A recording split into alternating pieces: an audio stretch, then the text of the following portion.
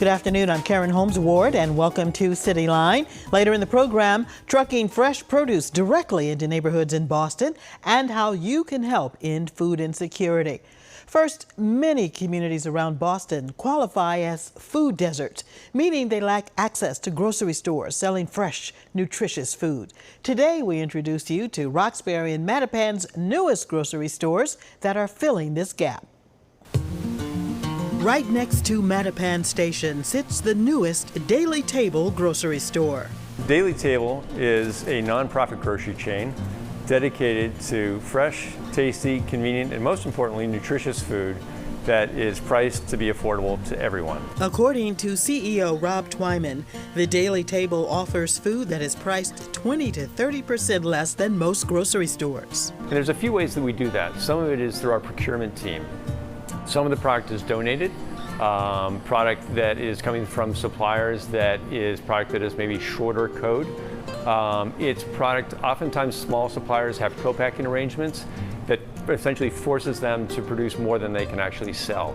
And so what they're able to do is they're able to give us that food at a reduced cost, and we can pass that savings on to our customers. Not only does the Daily Table's strategy keep groceries affordable, it also benefits suppliers. We're also able to leverage suppliers that perhaps have an excess of inventory because they're doing a label changeover and they want to push through that product and get into their new inventory, and so they offer that to us at a reduced cost. The first Daily Table store opened in Dorchester in 2015. It all started when founder Doug Rao participated in the Advanced Leadership Initiative at Harvard Business School and was given the task of finding a solution to food insecurity. One of the things that he found was that there's not a shortage of calories in the United States, there's a shortage of nutrition, in particular affordable nutrition. And so, unfortunately, obesity really is the face of hunger in the United States right now. According to a 2020 study, nearly 23% of people with obesity in the United States reported food insecurity. The other thing that he found was that there's plenty of food banks and food pantries available, but they're only part of the solution. They're not a complete solution. Because many food banks and pantries rely on donations, they can at times become limited. In addition, they may lack variety and have fluctuating supply. One of the main ways that the Daily Table separates itself from food banks and pantries is by providing their shoppers with a sense of dignity. People associated a sense of stigma or a sense of shame with the food banks. And what they really wanted, and what we found with Daily Table, is that there's a sense of agency. People can select their own products. They can come in and use their own means to be able to purchase those products so that when they come home, they've bought those products, they've been a part of that process to be able to bring those products home for their families. I think one of the most important things right now, though, is that the need has never been greater than it is today. If you look at food inflation over the last 2 years and compare it over a 2-year period, it's double-digit food inflation right now. Rents in Boston are in the top 2% across the country. So the cost of living in this area is very high. During a time when food insecurity is pervasive throughout the country, Rob Twyman reminds us of the mission of the Daily Table, having access to nutritious food. Across town in Roxbury, another new grocery store is now open, Nubian Markets. They're filling a need that's been a long time coming.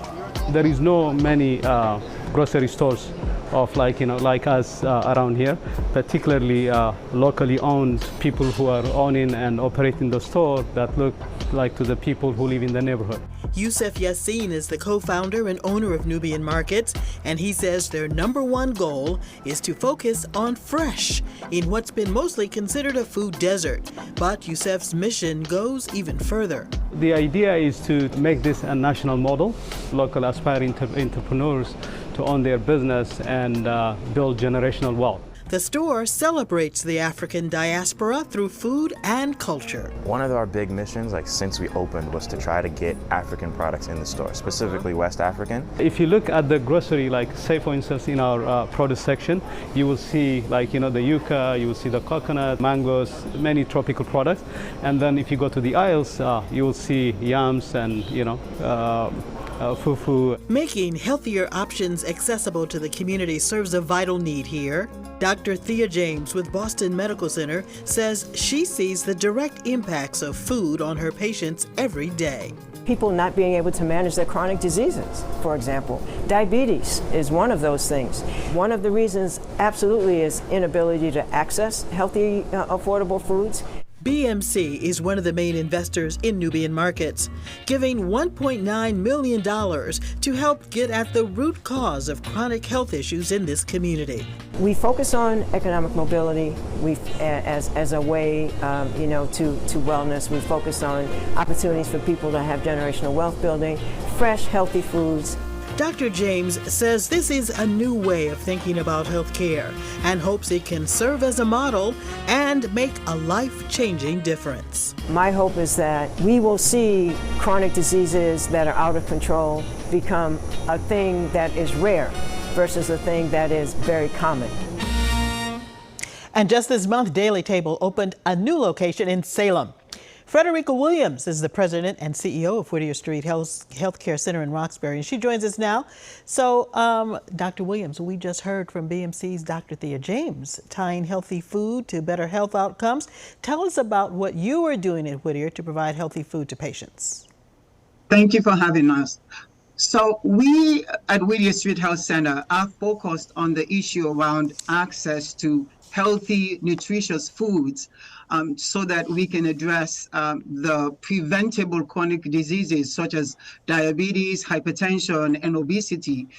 Several years ago, we launched a program called Prescription for Health, where we screen all of our patients for their basic needs, whether it's housing, insecurity, food insecurity, transportation, and based on those needs, they receive a prescription to a food pantry where they have access to culturally appropriate, healthy, nutritious food that's given to them free of charge, or to a fitness center or to housing. We see how food insecurity is linked to chronic conditions. But what we've seen out of the pandemic is an increase in children that are hungry, and this affects not only their health, but also their academic success. So Frederica, that prescription for health program that you have is really groundbreaking. As you said, it offers lots of resources for people who are struggling to implement proper nutrition in their lives, but not everyone knows how to prepare and cook healthier food. Exactly. So we have a registered dietitian that also has the cultural competency. We have a teaching kitchen where we teach people how to cook the healthy food. We have a community garden that is open from May to October, where people come and can harvest their fresh foods. But also, it's one thing to give people access to healthy food. We want to also feed them for the whole week. So we provide access to basic appliances, microwave, refrigerators. Believe it or not, a lot of people are in temporary housing in hotels. So we want to give them access to the food. We want to teach them how to eat healthy food. On a given month, we have 500 unique families that depend on us for access to healthy food. So giving them... it sounds like this Whittier program is really innovative in that the Prescription for Health offers a wraparound care team for your patients. Exactly. We cannot truly address health equity and the economic well-being without really addressing these social issues, these lifestyle issues that really impact people's health.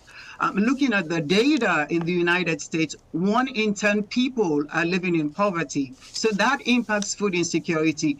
But also, the face of food insecurity has changed. There are people that have health issues such as or disabilities, or conditions such as arthritis that prevents them from working. There are people who do not have steady employment, or do not have, or underemployed. So the Prescription for Health is to, whether it's a psychiatrist, a social worker, a doctor, a nurse, we provide this prescription because we screen all of our patients, and we're beginning to see the results. We do have wonderful partnerships with the Greater Boston Food Bank. We also do food distribution, where we bring healthy foods such as Trustee Mobile and Fair Foods to Whittier. where people can buy a bag of food for $2. That's so they have amazing. access to That's amazing. vegetables and fruits. Now, I know you opened an emergency food pantry in 2018. How has the food pantry been able to address the overall issue of food insecurity in Boston, and how has the strategy and response changed after the pandemic? Absolutely. When we opened the emergency food pantry in 2018, the goal was to serve our patients. During the pandemic, when we were open, we began to see the increase in the need for food because we're in a food desert. People do have access to food, but not to healthy food. So we expanded it. Now it's open to everyone in the community. We expanded the hours. We added Saturday. We expanded the range of foods for people. We serve people from 25 different countries. We also made it in a way that it's done in a dignified way where patients can go in and select their own, similar to them going into a grocery store to shop. That makes all the difference. That makes all the difference. So, Frederica, what do you think the state government and the public can do? What more can state government and public do to help end hunger?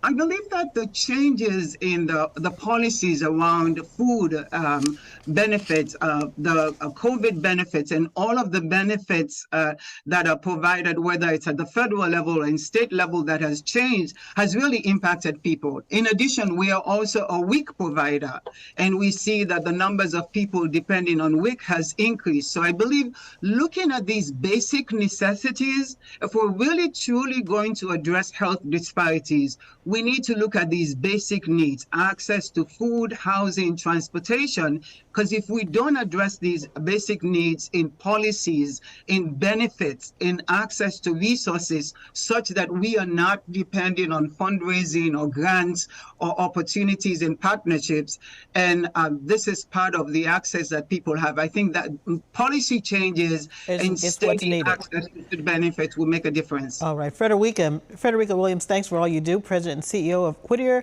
Street Healthcare Center. Thank you for joining us. Up next, a grocery store on wheels, the mobile market packed with fresh produce that's making stops around Boston. That's when Cityline continues.